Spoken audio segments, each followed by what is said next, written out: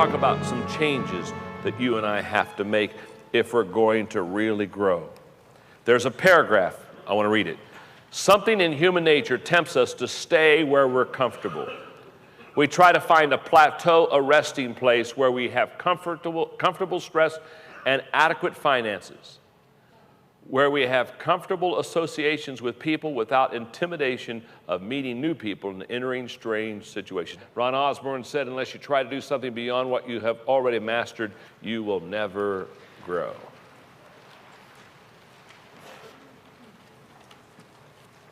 So let me give you 3 quick thoughts about your personal growth and your own development. Number 1, start with yourself. Again, just like in learning how to be a leader, you start with yourself. When you want to grow, you start with yourself. It all begins with yourself. I'm going to read the paragraph. The following words were written at the tomb of an Anglican bishop around 1100 AD in the crypts of Westminster Abbey. When I was young and free and my imagination had no limits, I dreamed of changing the world. As I grew older and wiser, I discovered the world would not change, so I shortened my sight somewhat and decided to change only my country. But it too seemed immovable. As I grew into my twilight years in one last desperate attempt, I settled for changing only my family, those closest to me, but alas, they would have none of it. And now as I lie on my deathbed, I suddenly realized if I had only changed myself first, then by example, I would have changed my family. And from their inspiration and encouragement, I would have been able to better my country, and who knows, I may have even changed the world. But it begins with myself. Number 2, the second change that needs to happen is the failure to change at the right moment will provide the wrong result. So many times we fail to change at the right moment, and so therefore things don't come out as they should. Andrew Grove said there's at least one point in the history of any company where you have to change dramatically to rise to the next performance level. Miss that moment and you will start to decline. And number 3, growth guarantees an exciting tomorrow. Growth guarantees an exciting tomorrow. Last night we were having dinner. We came into El Paso late in the evening, so we went out and had some good Mexican food and had a wonderful time.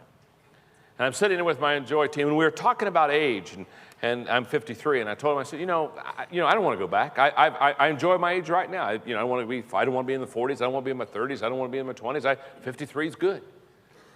And then I thought, well, there may be a time when I get out there, 65, 70, I don't know. There may be a time when all of a sudden I say, I want to go back, but I certainly don't want to go back now. I'm enjoying the age that I'm in, and this whole process of a journey, and this whole deal of going. And one of my staff members looked at me and said, the reason you're enjoying your age now is because you still see a future. And all of a sudden it hit me how true that is. Personal growth. Personal growth ensures your potential in your future no matter what your age is. I know a lot of people. Do you not know a lot of people that are young and they've already stopped growing? Huh? Don't you know people that are alive? There are people that are alive. I just want to go up and do their committal for them because they're already dead. I mean, they might as well watch it. Well, hello, while you let you see your own committal. I mean, it's over for you. You got me, huh? So this whole process of growing and the excitement of growth and what it really does for you in your life. I love Andy Rooney and watching him sometimes on 60 Minutes. And he said, when I got to college, I looked back at what I'd done with such pride in high school and wondered how I could have been so young. And when I went to work for a newspaper and started cleaning out boxes of things I'd written for a college newspaper, I burned them hastily so no one would ever know how bad I had been as a writer. Over the years, whenever I've looked back at things I wrote in the past, they seem, how shall I say, June. That's okay for high school, college, and early newspaper pieces I wrote. But now I notice, I look at things I wrote last week and decide that this week I'm finally growing up and writing better. What am I going to think of next week? That's a picture of a person who's always growing.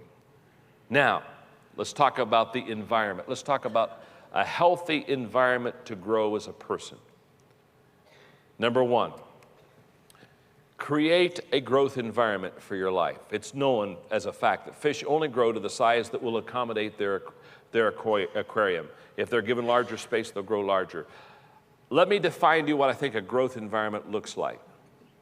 A growth environment is a place where others are ahead of you, where you are still challenged, where your focus is forward, where the atmosphere is affirming, where you're out of your comfort zone, where you wake up excited about life, where failure is not feared, where others are growing, where there is a willingness to change and growth is modeled and expected. That's the growth environment that I'm talking about, okay?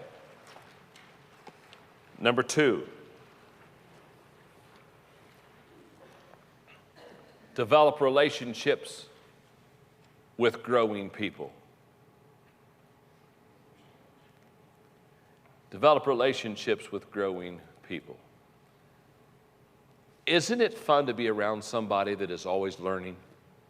And they're just sharing with you what they're learning and the excitement of it. The other night, Margaret and I try to, as often as we can, invite growing people to our house for dinner.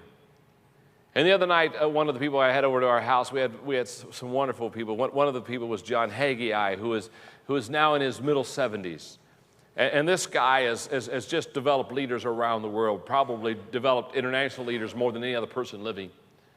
And we sat at the table for 2.5 hours, and as we ate, he just talked about what he was doing. In fact, he was getting ready. He said, I'm going to have to leave early tonight because I want to fly out tomorrow morning for Singapore. And I mean, here's this guy, 76, and I'm looking at him, and he's just excited about life, and he's excited about what he's doing, and he's excited about what's coming next. And I'm saying, here's a guy who's going to live till he dies.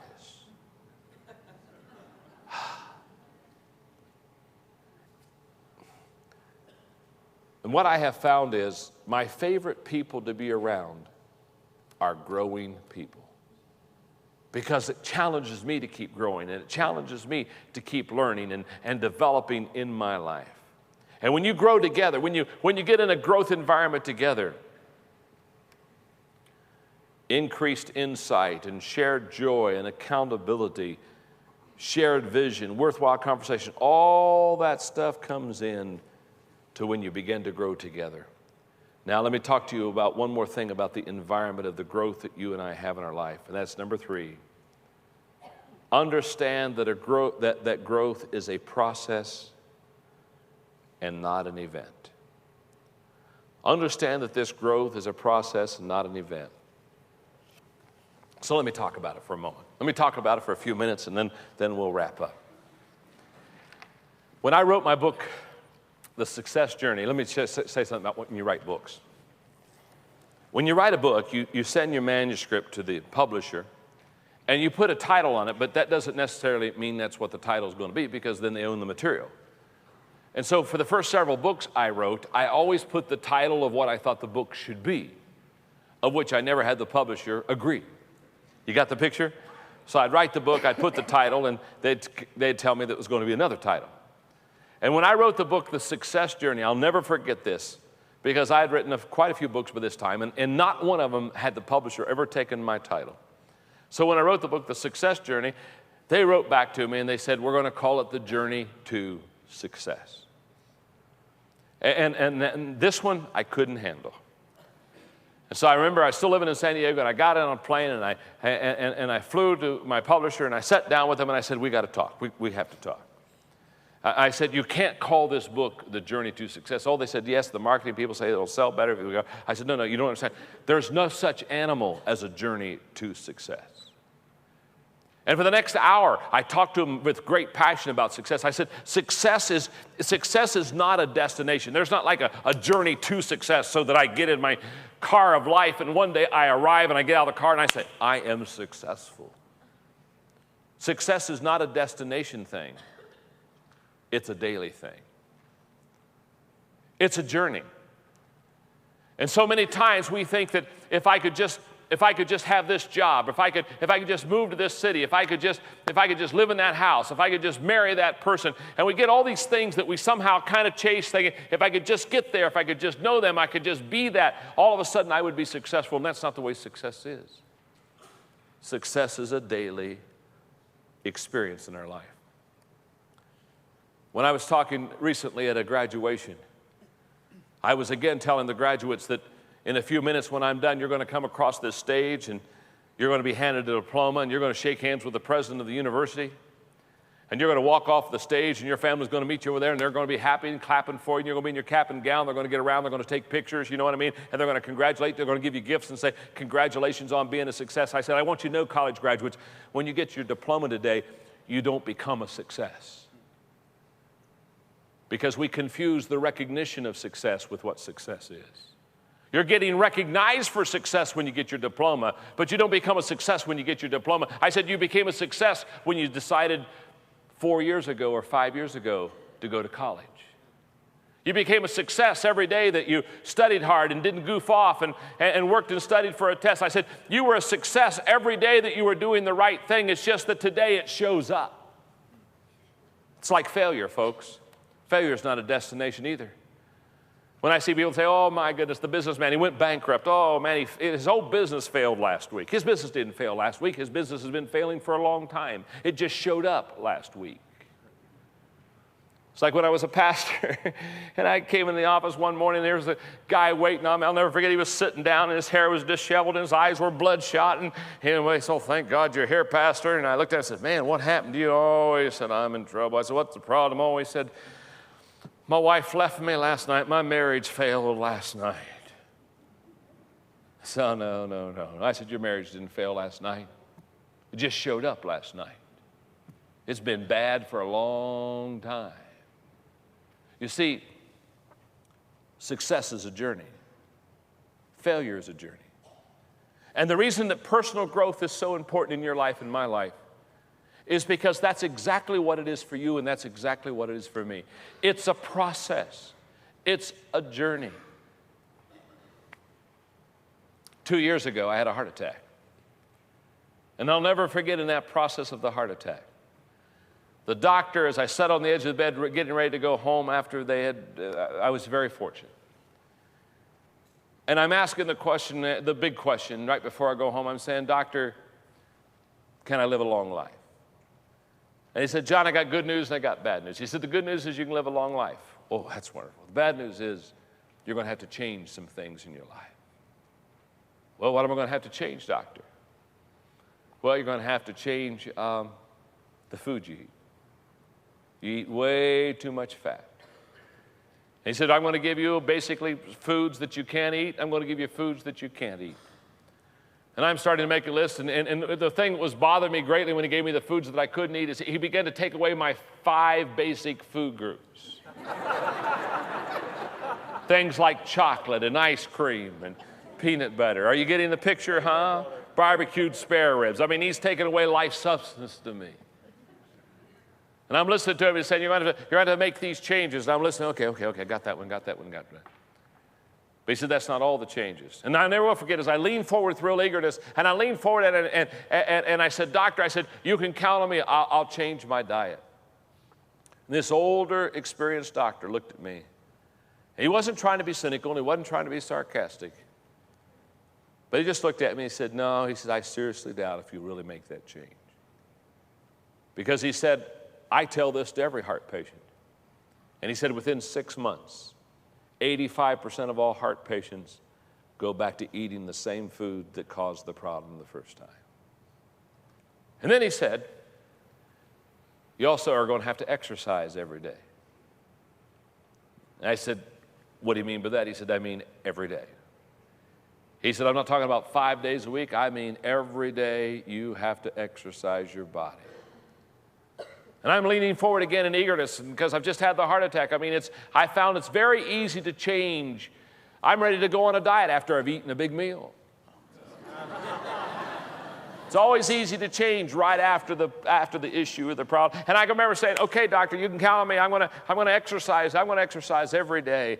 And again, he looked at me and he said, I seriously doubt that.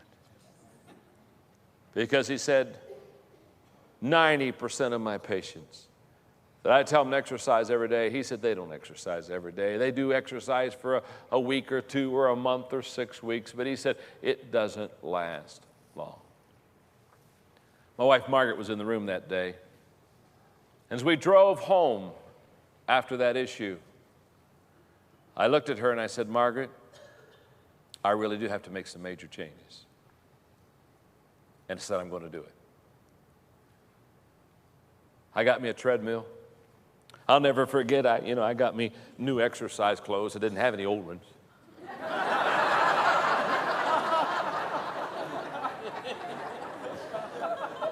And I got on my treadmill that first day, and man, I'm doing that walk deal, and I'm just moving as fast as I can, and after about 30 minutes of that, I'm just sweating, and I'm thinking, oh, was this awesome. I turned off, I felt so physically superior. I went over to those scales, and I got on the scales, and then hard reality set in. I had not lost any weight. I had thought for sure I had shed at least 10 pounds on that treadmill. And the second day I got on that treadmill and I did my 30 minutes and I got off the treadmill and I thought, well, today the old scale isn't going to be able to handle the light boy. And I hadn't lost any weight. Then the third day I got on the scale and I did the whole deal and I got on the treadmill, did the whole deal, and then got on the scale and I figured, well, today surely it'll show up. And I had not lost any weight. Took me 4 days. 4 days. On the fourth day I got on the scale and it had dropped a pound. And I thought, at last. Took me 4 days for anything on the scales to show up. Now that was 2 years ago. That was 2 years and 40 pounds ago. And every day I still get on the old treadmill and I keep on moving. And what I have learned is that when you do something that is right, it doesn't show up immediately. And one of the reasons that we quit doing what is right is we want instant gratification. We want to exercise and lose 5. We don't mind any diet as long as it only lasts 3 days. We're all for losing 25 pounds if we can do it in about 4 exercise routines. And what I learned in this whole process of the heart attack and talking about growth is it's day in, day out, day in, day out. And it's not only with exercise, it's the same way with food. I've only cheated knowingly one time in 2 years on food. And I was on a flight from Atlanta to Seattle, and I hadn't eaten all day because I've been busy, not because on purpose, because one of my spiritual gifts is eating. And so I'm not one of these people that's into denial and fasting. When everybody's doing the 40 days fast, I'm not that godly, I'm not that spiritual. I was trying to do a 4-hour fast from lunch to dinner, and you know what I mean? I hold the whole deal, and I fasted 8 hours while I slept, and that's about it.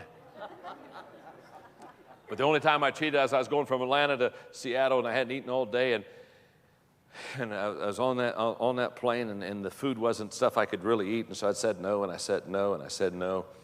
And we were about 2/3 of the way there, and they heated up some chocolate chip cookies. And I said, dear God, I do not have the ability to withstand temptation.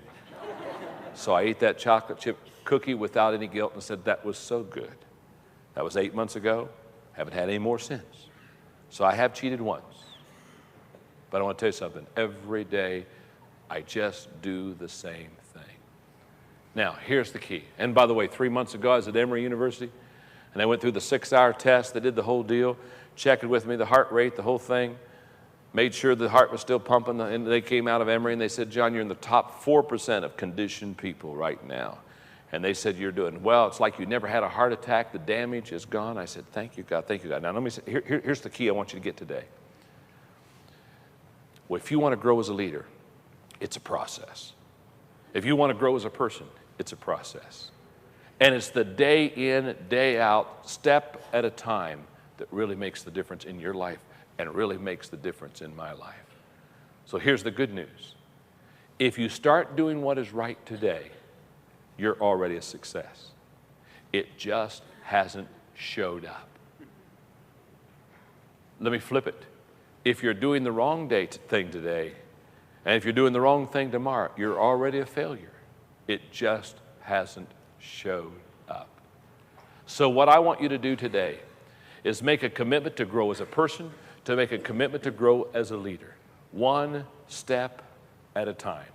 Don't try to shortcut it. Don't try to do it fast. Hey, our problem is too many times we try to microwave leaders. And we need to quit microwaving leaders, and we need to start crock-potting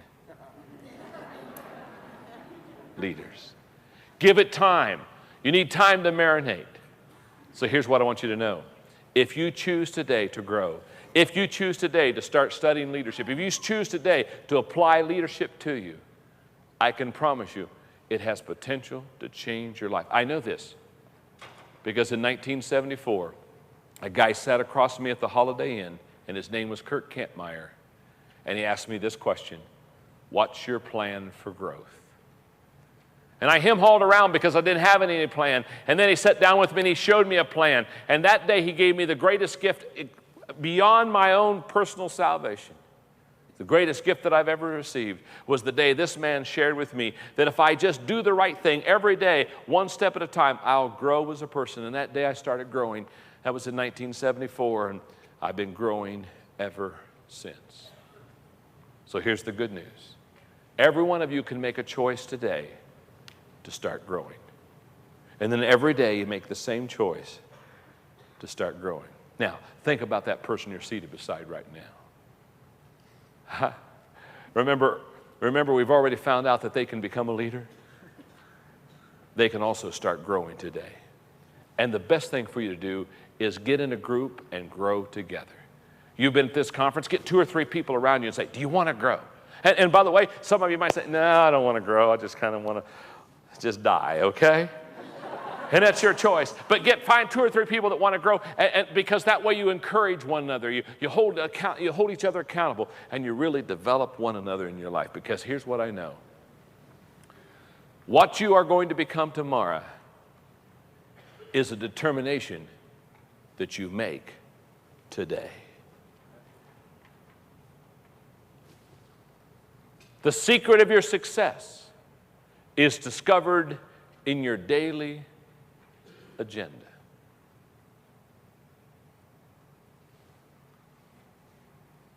So here's my challenge. As a person and as a leader, determined to start growing today, and watch the process. And 5, 6 months from now, you won't even recognize yourself, because you'll say, I am now becoming the person that I've wanted to become. Does that make sense? You can do it. Thank you very much.